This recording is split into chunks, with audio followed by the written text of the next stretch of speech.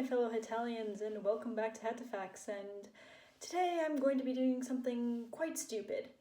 See, a lot of you voted for the You Cringe You Drink challenge because I thought, you know what, for this third fanfiction, I don't know what I'm going to do to make it special. Let me get something straight here. I do not drink. I normally do not drink. I've never been drunk before. I've been kind of dizzy, like very, very tipsy, but I haven't been like drunk before. But I'm an adult and I can legally purchase alcohol, so I figured I guess I might as well do this. But I prepared for this, I ate an entire dinner.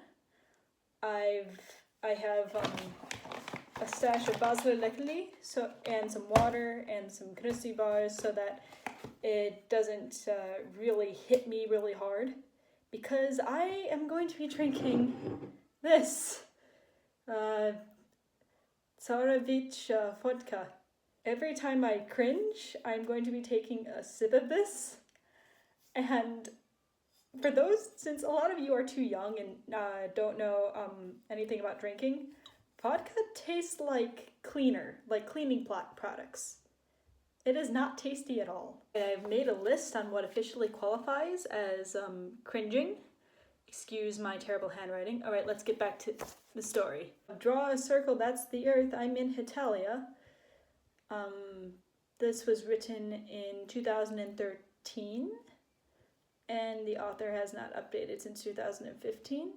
An ordinary 15-year-old Australian girl lived. Her name is Caitlin Amethyst Water Lily. Oh, fuck.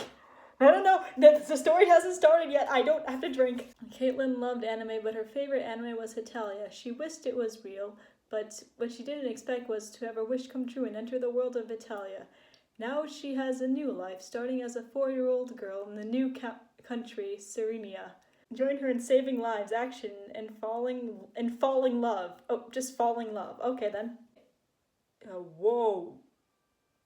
Okay, you can see what I'm seeing, right? There is no spacing in this.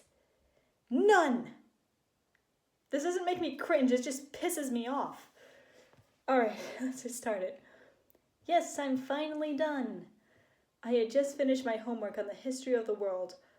All those nights cramming in the information, answering questions, now I can finally relax. And what a better way to relax than watch my favorite series, Hetalia. So far I have seen the first series and laughed at the funny moments, which was every moment, and cried at the sad moment, which was like when Chibi, Italy's best friend, Holy Roman Empire, left to go to war and never returned. Then France one day comes in and says he has conquered the Holy Roman Empire. In other words, he killed him. That never happened in the anime. That was a deleted comic. But I guess they're up to their times. I'm impressed. This is so hard to read. Anyway, I look at the completed homework to see I didn't put my name, age, and gender on it. I'm such an idiot. I grab a blue pen and write Caitlin Amethyst. Oh, fuck. That's such a cringy name. It smells so bad.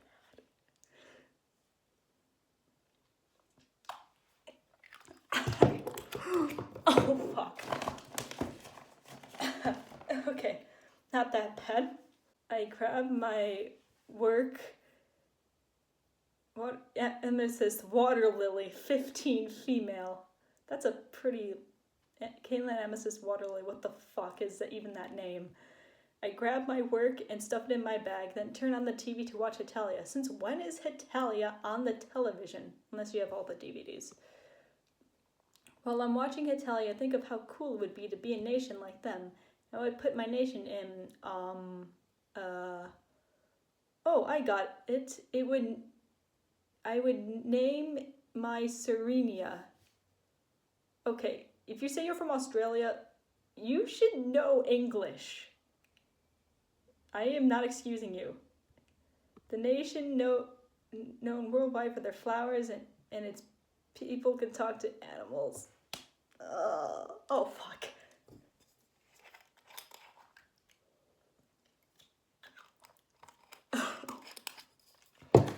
Let me save me. I look at the scene of the show that was just so funny. There's no punctuation in this, by the way. There's hardly any punctuation. I can barely read this. It's when Greece shows Japan his country and Turkey comes by. Yo, Jappy, what up, stud? I heard you was coming, so I came to soak in your mojo. How did you look up the freaking script for hetalia and just put this in there? Turkey then said, then Japan greeted him by saying, haro. Haro. Oh crap, that counts as actual cringing.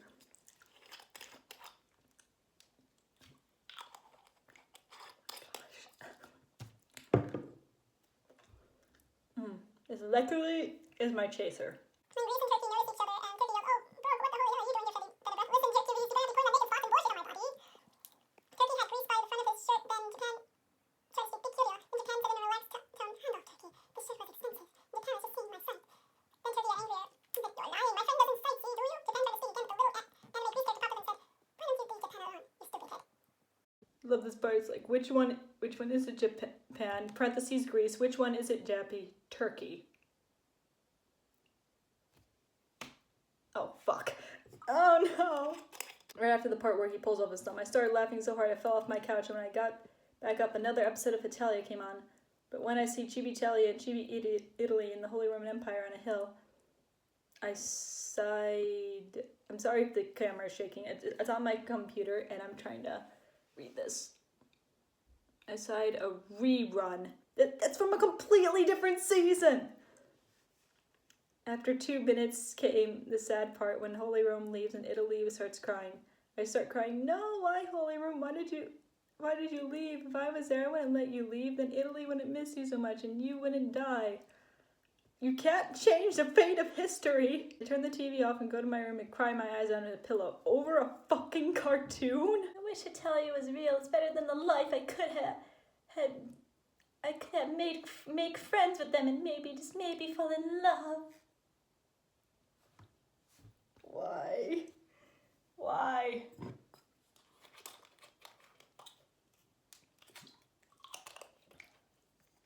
I hate this. I hate this so much. My boyfriend just messaged me asking, what video are you making? One I'm going to regret. I sat up in my bed and wiped my face. I dried my brown eyes and noticed that my clothes were soaked in tears. Oh, just freaking great. I stained my clothes with my stupid tears. I changed out of my t-shirt and shorts and put on a plain purple dress and a white headband. And I hear a noise. He. I walk out of my room and follow the giggling. I soon found myself in the basement, where I heard the giddy British voice said, Do you wish Hetalia was real, to change the fate of Holy Rome? I cautiously answered, yes. I would love Hetalia to be real, and yes, I want to change Holy Rome's fate. Could you help me, please? I'll do anything. What? I'm out of words for this. All I know is I have to take a fucking drink now. This is torture. The giddy British boys giggled again and said, okay, have fun, but make sure to be careful. Don't let anyone know that you're from here. Wait, what do you mean? I didn't get to finish my question because a bright blue light covered my whole body in a flash. I black out. When I wake up, I'm lying in a grassy area. I sit up and look around to see that I'm downhill from a town. I stand up only to see I have smaller arms. The hell? I look around to find a puddle, and I look into the puddle cautiously. Look into the puddle to see a 4-year-old me, and I squeal and fall backwards. What the hell is going on? I pace back and forth until I realize what happened. That thing sent me here and made me a 4-year-old, but where the hell is here? That is all one bloody sentence. I plop myself on the ground and start bawling my eyes out. Girl, why are you crying? Oh gosh, they wrote out the accents.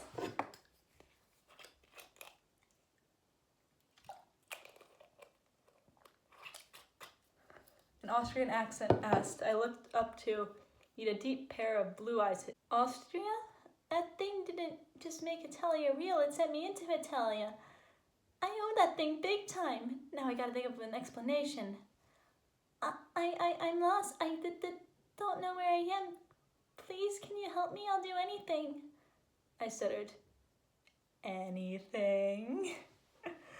The Austrian man closed his eyes and sighed as he rubbed the back of his neck and looked at me again. Fine, you will vote for me at mine is spelled wrong. Even if it was German, it's at Mean Mansion. I have a noser maid, a little older than you. Her name is Felicia. Oh no. Oh, why are you using human names in this? They don't use them in the entire bloody show. And the boy called Hre. They didn't even bother capitalizing or just spelling out the name. It's just a boy called Hre. His name is too hard to pronounce, and he is living with me. So is Feliciano, and so will you. You will be my maid. Mean maid, cooking and cleaning, and in return, I will provide you with shelter and food.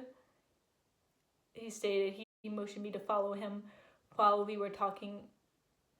While we are walking, I speak. What is that sentence? Caitlin Amethyst, Water Lily. He looked at me. Pardon? I already cringed at that. That doesn't count. I look at him and say, my name is Caitlin Amethyst, Water Lily. There's like a period after that even. Is that like a title? He then stopped and crouched down to meet me at eye level. My name is Roderick Edelstein. And you shall address me as what? There is nothing here. I'm not sure if they meant to put Austria or anything, but there's just nothing here. Is that understood, Miss Water Lily? Yes. Punctuate. It does not excuse their poor punctuation. You know English. It just, why? I replied. He nodded and started walking again. 40 minutes later. There is no spacing between here. We arrive at his mansion. When we go inside, there is a little girl sweeping the floor. Feliciano, we have a noser maid to clean your mansion with you. Miss Mur Edelstein said, that's no girl, that's Feli. I skipped over to him and said, hi, my name is Caitlin. I'm here to make cleaning easier. Feli giggled and hugged me. As I returned his hug, left the room, we let each other go, and I asked, what's that bloody sentence? Okay, you just met him. You guys just met, instantly hug, instantly like each other. I was used to cleaning while I was at home, so I cleaned up pretty fast. When I was finished, I went to help Billy, seeing that he was not finished. 2 hours later, I was trying on a dress that he gave me. It's the same as Billy's, except it was a violet color, and tied the handkerchief over on my head. When I was done, I showed she was so happy. I decided to stroll in the flower fields. I gathered the pink lilies and put them in a bunch. As the wind blew a calming breeze, I realized that my shoulder-length dark brown hair was now past my waist.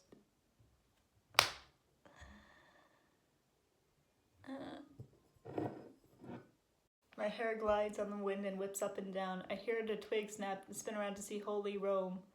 Oh, now you want to write out his name. Hello, Hre. It's nice to meet you. I giggle, which made him blush. I'm surprised he's not freaked out by how you know his name. Then again, or maybe he should ask why you're calling him Hre. Hello, you must be Caitlin. Roderick told me about you. He said.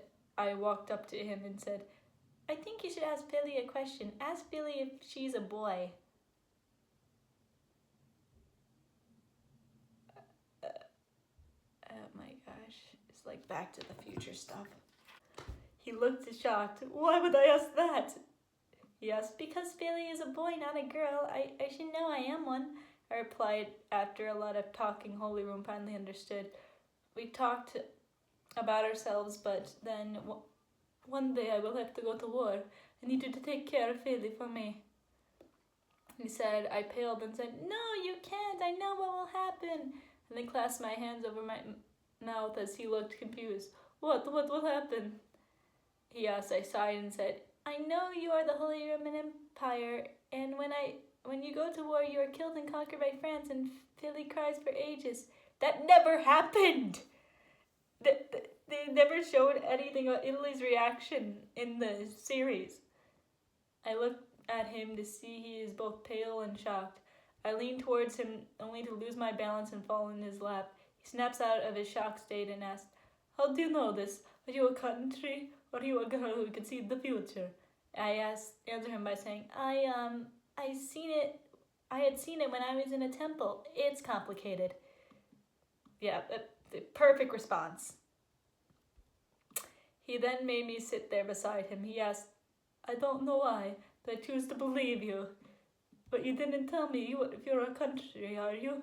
I then giggled and joked, not unless there's a nation called Serenia. He looked at me with wide eyes. There is a nation called Serenia, he exclaimed. Wait, what? Yeah, wait, what? He took my hands and asked, will you become part of the Holy Roman Empire? I shook my head and replied, I can't. I'm still getting a grip on that. I'm a nation. Besides, leave your empire the way it is, and you'll still live. I beamed. He smiled. No, he would not just accept that. He would just, Holy Rome would just not give up. He smiled and helps me stand up. And then we started walking to the mansion. And if you live at Austria's house, you are already a part of the Holy Roman Empire because you live there. When we got there, he showed me a map and pointed that a nation that was the size of Mexico between Australia and New Zealand. It was called Serenia, and the whole country was in the shape of a water lily. Giggled and hugged Holy Rome, saying, thank you, Holy Rome. He just blushed and hugged me back, then came in with, what is going on here? He asked, it didn't even say Austria came in, there's no mention of Austria anywhere. I giggled, letting go of Holy Rome. He cleared his throat and gestured his arms for me, and he said, I present the personification of Serenia, Miss Caitlin Amethyst Water Lily. Why? That's such a stupid name. I know that isn't Feliciano is Italy, I said. Both looked shocked. Why? You all should know that each of their nations, most humans can look at a nation and tell. Oh. After making up a false story saying that I went to a temple and know what will happen in the near future and that I get visions when something bad will happen, they finally believe me. You're that so Raven. Holy Rome talked to Italy, and now they're best friends. Has no name, just has taught me how to play the piano and violin, listens to me sing and says I sound like an angel.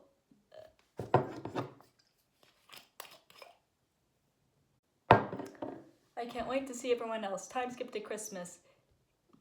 Caitlin, can you go and get the decorations? Violin sets them up for me, please. Please asked nobody. Okay. I giggled and ran through the mansion. After running around for 20 minutes, I couldn't find the decorations. I looked for someone to help, then found Holy Rome.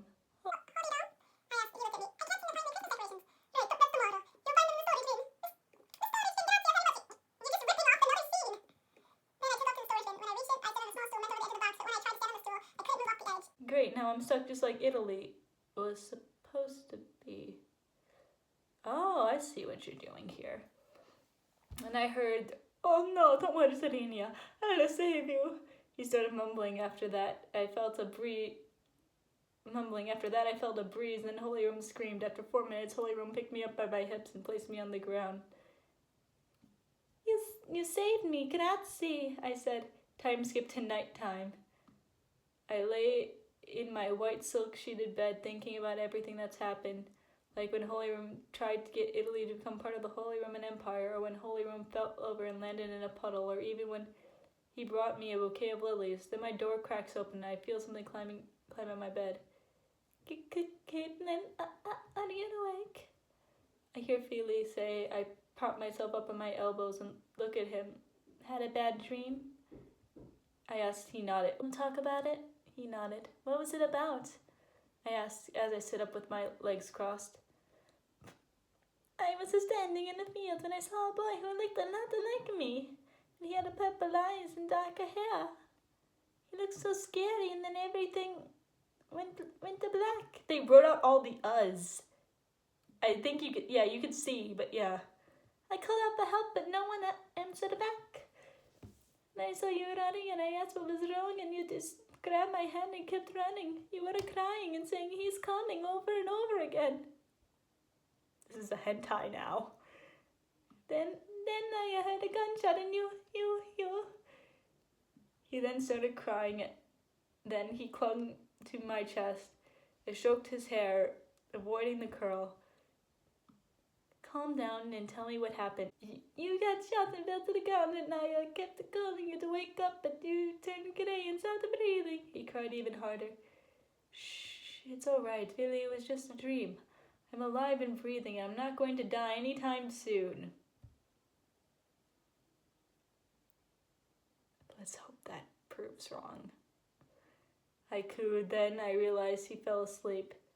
Instantly, sleeps. I gently placed him down on a pillow and covered him up. Sweet dreams, Billy. Then I fell asleep. 40 years later. Okay, then. Well, time to go. I'm about to leave so I could go to my country.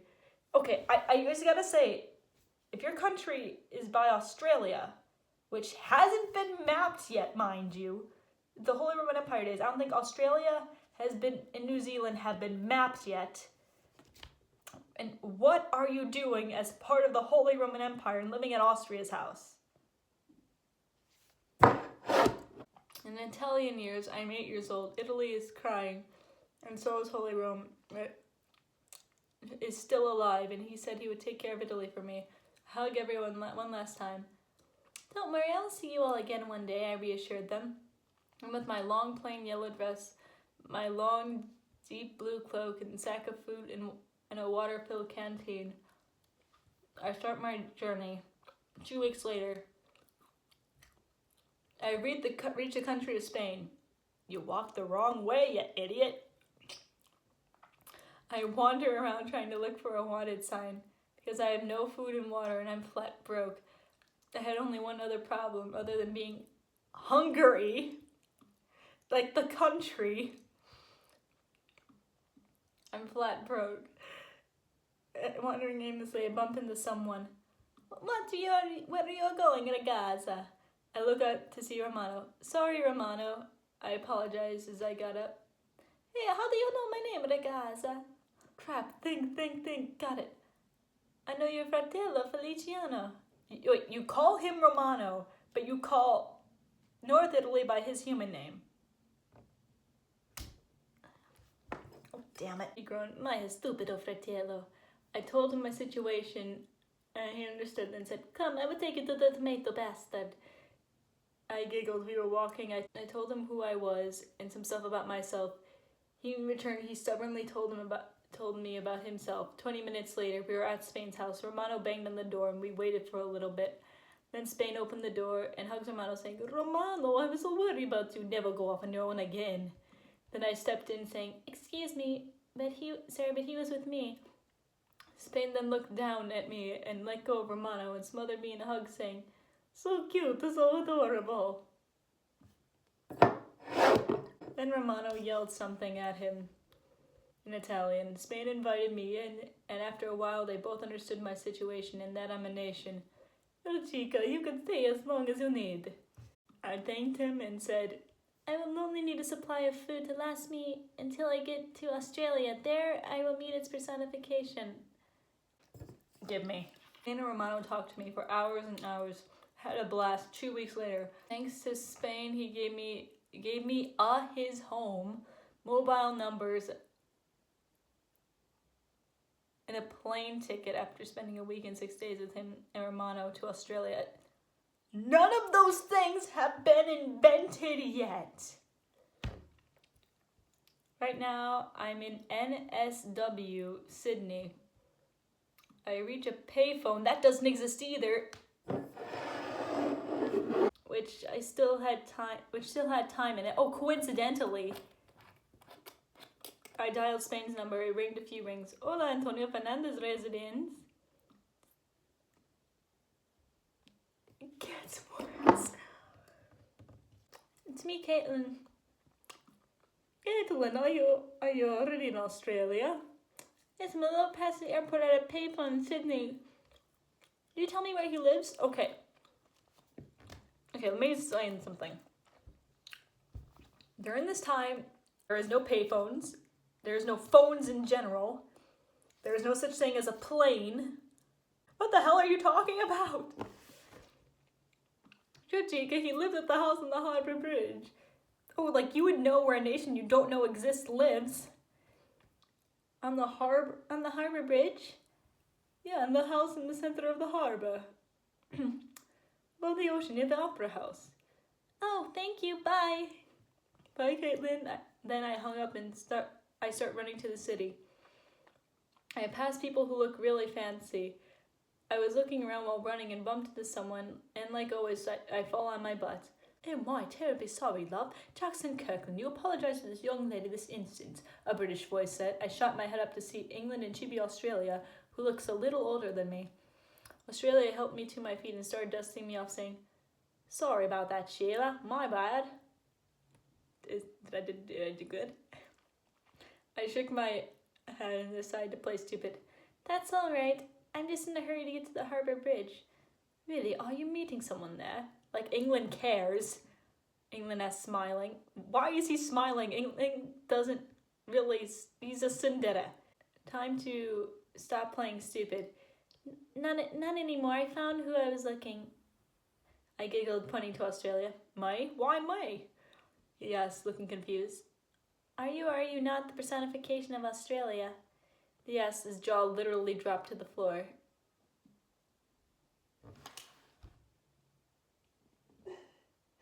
Why did you make me read this? It's so bad. You don't know. It's so bad.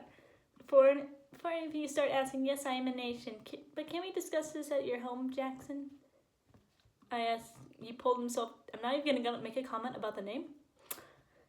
He pulled himself together. He nodded, then smiled, saying, "Call me Jack, Sheila." England was a little surprised, but he snapped out of it quickly and started walking. On the way, we talked about whom we were and what we know. Then, AKA England. Then AKA England looked like he remembered something and told us to start running. 30 minutes later, we got to the house to see a young America sitting down reading a book because suddenly he's in Australia and not looking after his own country. I pointed to the house and asked, "Does this happen a lot?" They both looked confused. "Yes, why do you ask?" I grew a little sad, and apparently it showed. "Just spend as much time with him as you can, because one day he'll be too busy to hang around with you," I said, then walked into the house and sat next to Australia. He looked up from his book and said, "Hello, Arthur never brings people unless they're nations. Are you a nation?" I nodded and replied, Yes, I'm Serenia, the nation of flowers." "I'm America. It's a pleasure to meet you." He smiled. "He's such a gentleman, at least for now." So, Caitlin, what did you need?" Jack asked. I looked at him and said, "If it's not too much trouble, could you please take me to my nation?" "You haven't been to your own nation before?"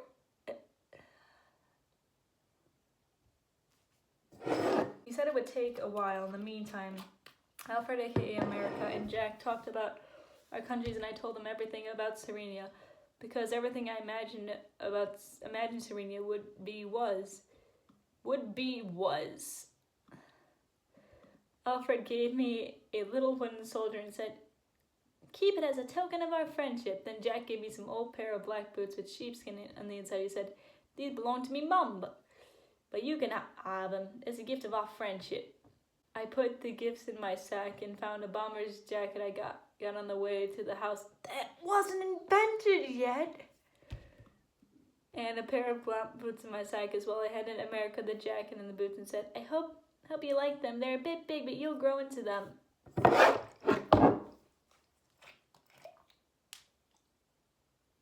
Alfred and Jack both hugged me, making me go red in the face. Just coincidentally happened to find the fucking jacket. Then came and said the boat had arrived and gave Jack, Alfred, and a hug before I hopped on the boat. In reality, England would definitely try to colonize your ass. As I sailed away, I looked back and waved to my new friends. See you soon, guys. 20 years later, yeah, that's fucking soon. I'm running happily through the flower fields of Serenia. I haven't seen many of my friends in years and I really miss them, but I have to be strong. I stopped and looked around my nation to see everyone happy. No violence, no swearing. No swearing. Everyone is at peace and the animals are the same. This is so boring. I'm glad we're not at war, but something just gotta happen. And I feel something bump my leg, and I look down to see a little girl with raven hair and deep blue eyes. Mistress Svenla Kirinama. Translation says, sorry, miss. She stuttered, that's right, I have my own language. And then I said, Secrene numero frepet. It's alright, child, do not worry. I think this is actually, I'm not going to cringe at this. It's expected for a sovereign nation to have their own language. The girl smiled. World War I was now over. Now we can live. Oh, I guess you managed to avoid World War I. Good job. But, wait, 40 years plus 20 years. That does not equal enough time for World War I. Later that night, I was wearing my gray night dress and black cloak and was walking around my home. I thought I heard a noise coming from my mirror. I saw a girl who looked just like me, except she had orangey red hair and ice blue eyes. Oh gosh, is this a 2P? Please don't tell me that it is. She was wearing a dress that reminded me of Alice in Wonderland, but in neon blue and a white apron. She also wore white wrist gloves. Her hair was tied up in a high ponytail and a neon blue bow. As I walked over to the mirror, I noticed she was crying. When I asked, why do you cry? She looked at me with wide, tear-filled eyes and stood up. I'm all alone and no one wants to be my friend, she cried. I placed my hand in the mirror. I'm Caitlin, what's your name? I asked. She looked, smiling. She looked at me in the mirror. I'm Lillian. Will you be my friend? What the fuck is going on? What the hell is going on? I'll be your friend, I answered. Then she left and then disappeared, saying, see you later, friend. What the hell just happened? Exactly! Time skipped to World War II. Everyone move to the boats now. Women and children first. This is not a drill. I'm yelling orders for people to take boats to Australia. Serenia, my nation, is under attack. Bombs everywhere. Fire spreading to homes. I have everyone all on our boat. One boat left and there is room for one more person. When I go to get in, I hear a faint cry. I run back to the village and find under rubble and woods was a raven-haired girl, but it was her granddaughter. I knew she had a husband, 2 children, and one on the way. I used all my strength to lift the rubble and felt the fire licking at my arms and rubble cutting me. Okay, this is actually decent writing. When there was enough space, a woman crawled out and I helped her up and carried her long boots.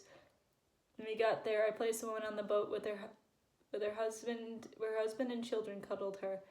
I cut all the boat's rope that were connected to the shore. When everyone was swimming out, they noticed I was still on the island and started crying and screaming out to me, but I turned my back and ran through the burning village to the forest.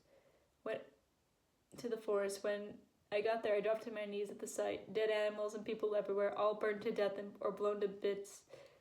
Yeah, they were crying for you because if you die, they die too. I cried for the first time since I came to the hetalia world. I cried to the sky, letting it know my pain. These were the animals and people I grew up with, and some old and some just newborns. I hear a faint howl and I listen to it. I hear it again. there are animals that are still alive? Yeah, because all the animals on your island just suddenly went fucking extinct. I smiled and ran to the faint howls as they grew louder and louder. I kept running and thought I was losing energy, but if Serenia is hurt and I am hurt, I didn't care that I was barefoot and stones were cutting my feet. You should be like sick, like incredibly like in intensive care because you're getting bombed right now. I don't care about me getting hurt and thus affecting the population of my people. Animals are still alive.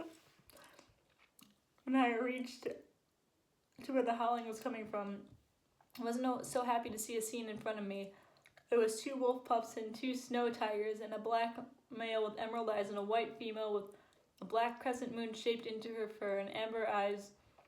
A black female snow tiger with white stripes, a black crescent moon, cerulean eyes, and a white male snow tiger with silver eyes. This is all one bloody sentence. These are such Sioux animals. They were howling over an adult female wolf and an adult female snow tiger. They were both dead. I'm supposed to be their mothers. I called them saying, "Hey, come here, it's going to be okay." They then turned to look at me, the black boy wolf pup said in wolf language. Wolf language! How is everything going to be okay? We lost our mothers. We can't hunt because we don't know what will become of us. No punctuation. None. I kneeled down and said, "I will look after you since I'm a country and my animal companions become immortal like me. But you all trust me." Okay, you know that, but you don't know that people don't call people by their human names. Wolf pups and snow cubs mulled over it finally. Finally, they approached me and said, "We trust you, but how will we leave?" I hugged them and said, "My people are all safe. I sent them to Australia." You sent your entire fucking population to Australia. You sent your entire bloody population to Australia. You must have a pretty tiny population.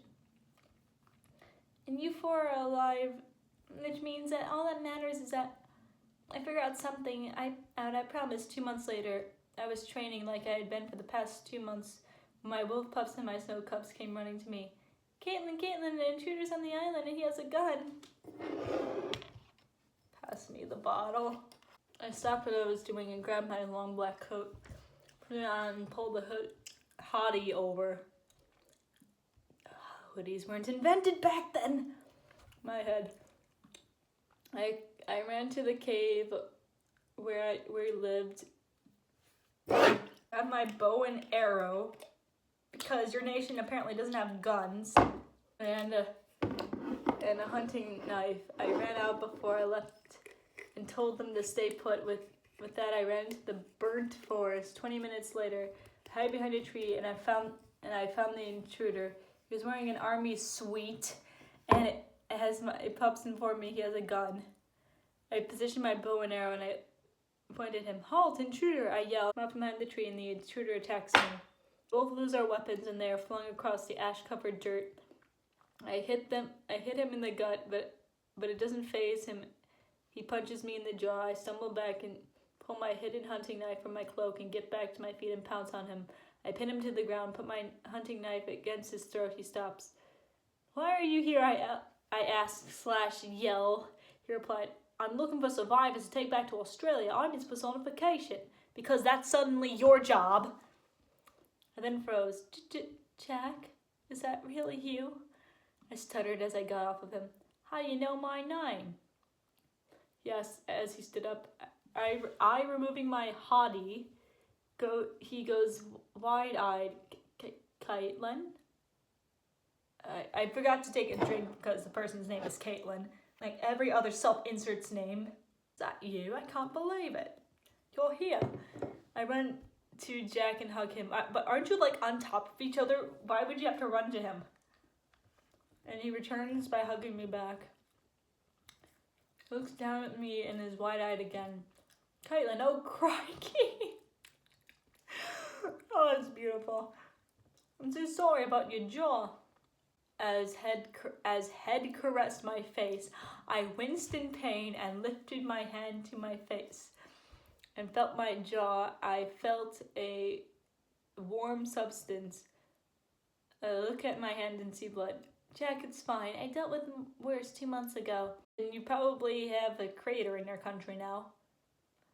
I then heard a growl and turned my head to see Kilala, the white female wolf, Nomura, the black male wolf, Sesa, the black female snow tiger, and Hirota, the white male snow tiger. Do I even need to explain what is wrong with these animals? A black snow tiger, all in a pack, growling at Jack. I let go of Jack and I stood in front of them saying, all 4 of my stupid Sioux animals. Stop, he is my friend. I had my hottie up. He thought I was an attacker. He's a nation like me. All stopped and ran to me. I kneeled on the ground so I could hug them. After a long talk, Jack called for someone to pick us up. Jack, how much has everything changed? She smiled and said, not much, but my auntie misses you and Alfred won't shut up. About how he's a hero, and Caitlin, you are right, after the Revolutionary War, Audie doesn't hang out with Alfred anymore.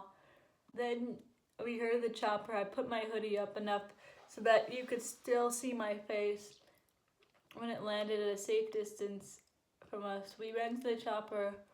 A scarlet-haired man wearing a blue shirt and sleeves rolled up to his elbows.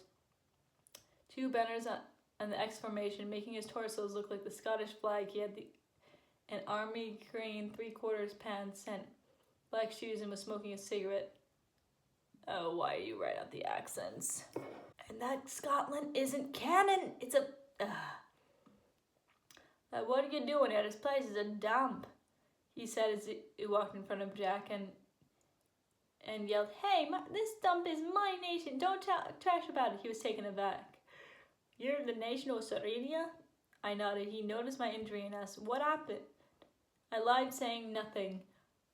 He helped me and my wolf pups and my snow cubs onto the helicopter. Jack, who I assumed to be Scotland, jumped on. When we took off, the pups were strapped into the seats, and Jack tended to my wound and said, I'm really sorry I punched you in the jaw, Caitlin. I'm sorry I punched you in the gut. Then Scotland hit Jack in the head, and the whole trip was filled with shouting about why you shouldn't hit girls, and it was an accident. 4 hours later, we arrived at the huge building, and it turns out Scotland's name is Alistair, because of fucking course it is. He and Jack took me and my pups and cubs into the building as they led us to a pair of large doors, and they both opened them. The first thing I see is Arthur fighting with friends. I look around to see Italy and Germany. Philly, I walk behind him and tap his shoulder. Wait, they're on 2 different sides. Why are they in the same room? He turned around and tackled me into the ground and laughed. Caitlin, I missed you so much. I missed you, baby. I heard what happened to our nation. I got so worried. I giggled and Germany pulled him off of me and he started panicking. Mina, what happened to your face? It's all swollen. I stood up and noticed that the whole room was quiet. I was about to say something when Jack said, it's my fault. I thought she was an attacker and I punched her in the jaw, like you explained like 3 bloody times. I only tracked him down because my pups and cubs are frightened about you carried a gun. All these stupid Sioux animal names. Come in, don't be afraid. I called, then they ran to me and sat beside me, 2 on either side of me. Bringing it back. I removed my hoodie and looked serious. Right now, get to the point. I want answers. Who attacked my homeland, Sardinia, and for what reason? I asked all the countries and took a seat. The countries took a seat. It was me. Switzerland's what? Switzerland's bloody neutral. Have you not seen the show? I'm keeping my voice down because of roommates, but just what?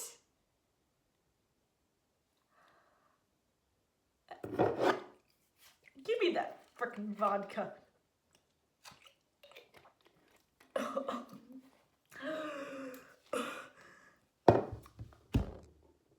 I asked why. Yeah, same!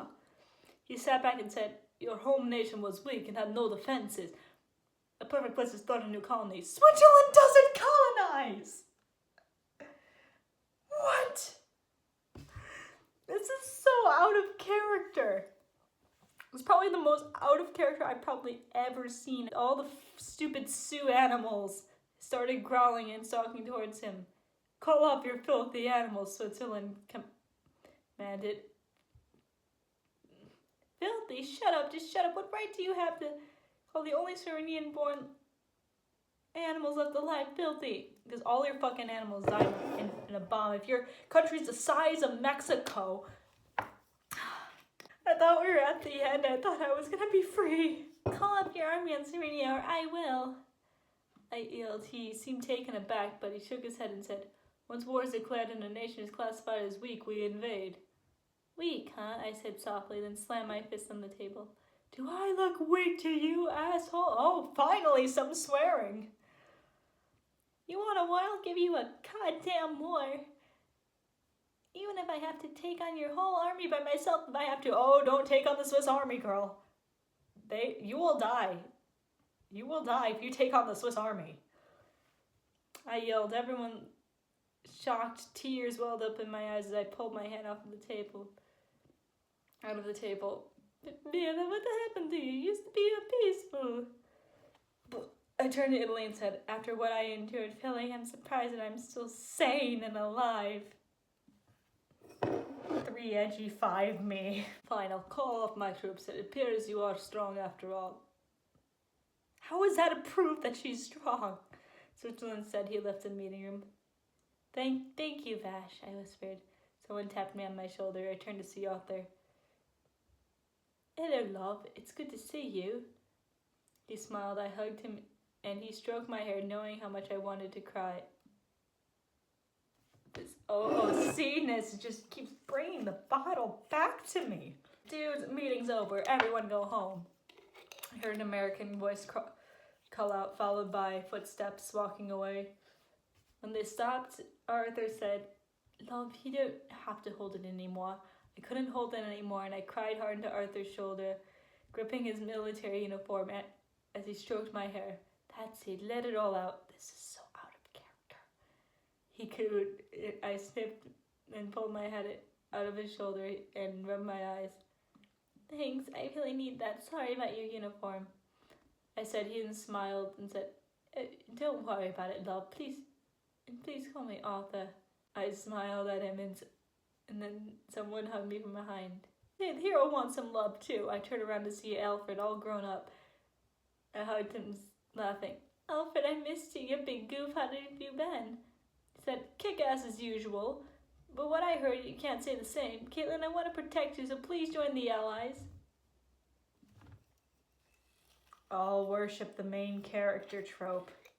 But Illy, he's my best friend. Doesn't mean we can't still be friends, Caitlin. Kind of does if you're at war with each other. I turned my head to see Philly. Italy, time for training. He then waves well by and running off saying, Pasta! You want to join the opposite side of the nation that attacked you, but the nation that attacked you is bloody neutral, so you're in a tough situation. Alright, I'll join the Allies. Alfred then started jumping up and down, cheering. Oh boy, what next? There's 8 bloody chapters of this. I'm about done. I'm feeling kind of I'm not as dizzy as I've been before. Don't do this, kids. Don't do this.